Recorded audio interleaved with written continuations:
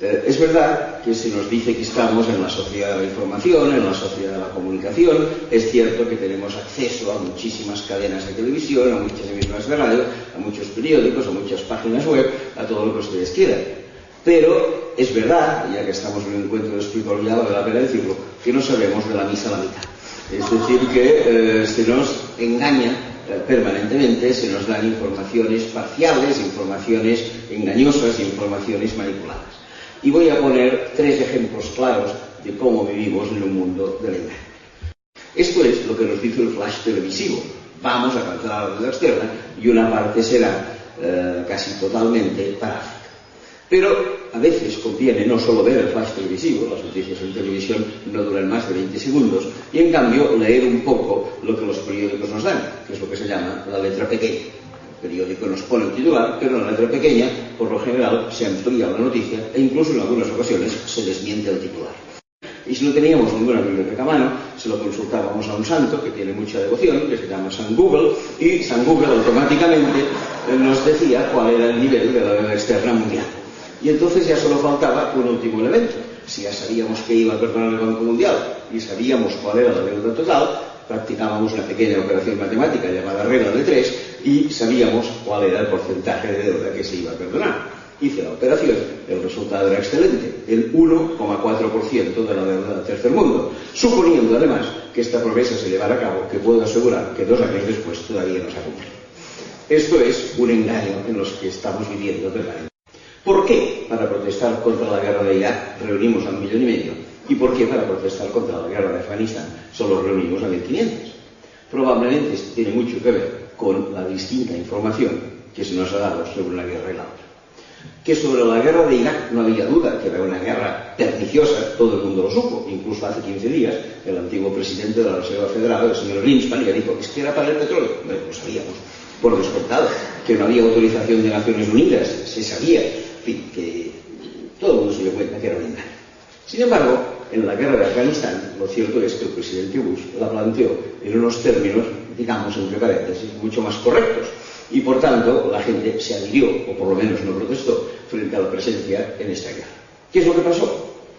Que cuando Bush lanzó sus tropas hacia Afganistán, lo primero que dijo es, vamos a encontrar a Bin Laden. Sin embargo, ahora hace 5 años que las tropas americanas entraron en Kabul y nos damos cuenta que ninguna de las 3 finalidades ha sido alcanzada. En primer lugar, no hace falta que os diga que a Bin Laden no le han encontrado.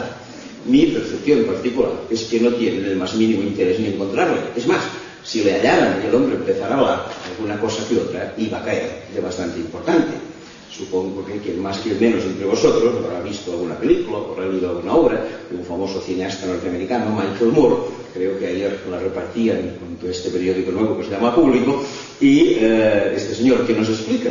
Pues lo que nos explica es que entre la familia Bush y la familia Bin Laden existen larguísimos años de amistad y que antes de dedicarse a la política, cuando era un petrolero de Texas, el señor Bush tenía una compañía y uno de sus socios se llamaba Salem Bin Laden, que era hermano de Osama.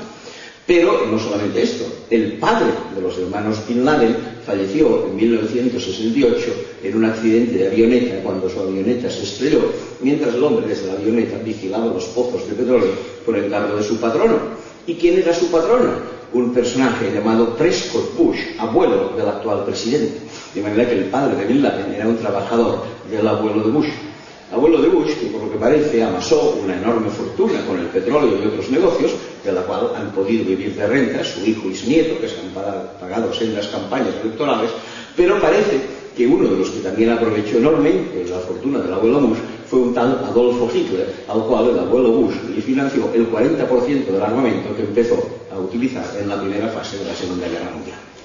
Para mayor abundamiento, lo que podemos decir es que el día 11 de septiembre del año 2001, el señor George Bush, actual presidente, firmó un decreto prohibiendo que nadie volara sobre el espacio aéreo norteamericano. Y el 12 de septiembre, el mismo señor Bush violó el decreto que lo había firmado el día anterior, haciendo expedir un único avión que voló aquel día, que era un avión que, saliéndonos de sitio de Estados Unidos, se llevó a 62 miembros de la familia Bin Laden, a los cuales expeditó desde Estados Unidos hacia Arabia Saudí para que no les pasara. Por tanto, a Bin Laden no le van a encontrar. De manera que es evidente que con todas estas informaciones cambia mucho la perspectiva sobre la guerra de Afganistán. Y si supiéramos la verdad lo que sucede, no estaríamos 1.500 en uno y 1,5 millones en otro de los actos protestativos.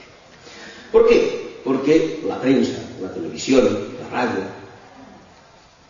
están siendo enormemente manipuladas. Precisamente, hace 3 años, en Sudáfrica falleció de SIDA el hijo de Nelson Mandela, lo cual impactó bastante a la opinión pública y el gobierno dijo, esto no puede continuar así, debemos hacer una campaña masiva de lucha contra SIDA. Como que no tenemos dinero para hacer una distribución en toda la población, vamos a pedir a los grandes laboratorios que renuncien a su derecho de patente y nos vendan los fármacos a precio de costo, habida cuenta que aunque solo llevan 12 o 13 años vendiéndolos, ya han recuperado más que sobradamente la inversión inicial. Pero los grandes laboratorios dijeron que no, que tenía que esperar a que se cumplieran los 20 años. Entonces sucedió un hecho favorable, que es que la legislación en la India es distinta y allí las patentes duran menos de 10 años. De manera que un laboratorio indio llamado Cipla se ofreció al gobierno de Sudáfrica para suministrarle fármacos a precio de costo. Se empezó con este suministro y tan pronto el suministro empezó, 2 grandes laboratorios farmacéuticos de Europa, uno inglés llamado GlaxoSmithKline y otro alemán llamado Boehringer Ingelheim, hicieron una querella contra el laboratorio de la India acusándole de competencia desleal. Perdieron la querella en los tribunales, puesto que los tribunales con buen criterio dijeron que la salud estaba por encima de la patente y que por tanto se podía seguir suministrando este fármaco. Pero al haber perdido la querella, estos 2 laboratorios insistieron frente a la OMC, la Organización Mundial de Comercio, que es la que se encarga de los temas de patentes y que es muy sensible a los intereses de las grandes compañías. La OMC les hizo caso, presionó a su vez al gobierno de la India, el cual, bajo presión, o mejor dicho, bajo chantaje, lo que hizo fue cambiar su ley de patentes, que ahora en la línea también dura 20 años, como todos los demás países del mundo. Cosa que ha sido inmediatamente protestada, por ejemplo, por Médicos Sin Fronteras, que ha dicho que esto supondrá un aumento grave de la mortalidad.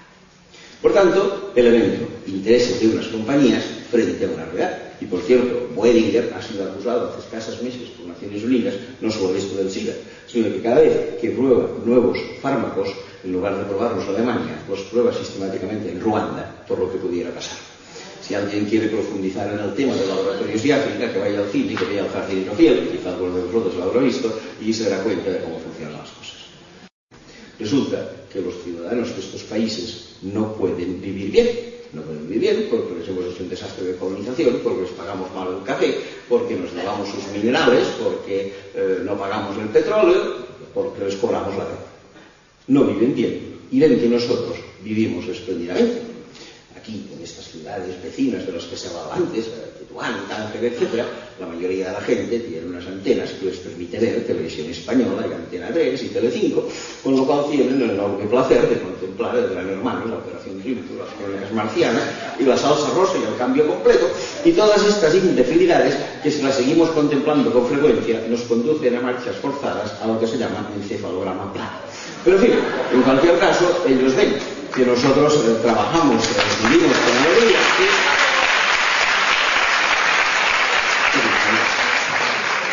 con alegría y deciden venir a visitarnos.